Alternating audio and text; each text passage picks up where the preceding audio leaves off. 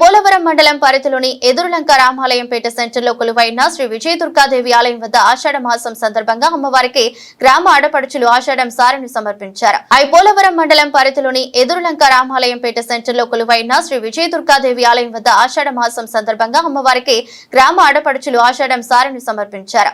ముందుగా ఆలయ కమిటీ ఆధ్వర్యంలో అమ్మవారిని శాకంబరి దేవిగా వివిధ రకాల కూరగాయలతో అలంకరించి ప్రత్యేక పూజలు నిర్వహించారు. అనంతరం పరిసర ప్రాంతాల ఆడపడుచులు గ్రామస్తులు వివిధ రకాల పండ్లు ఫలహారాలను స్వీట్లు పసుపు కుంకుమ చీర గాజులను అమ్మవారికి సారిగా తీసుకొచ్చి పూజలు చేసి సారెను సమర్పించారు. కార్యక్రమంలో ఆలయ కమిటీ ప్రతినిధులు గ్రామ పెద్దలు ఉన్నారు.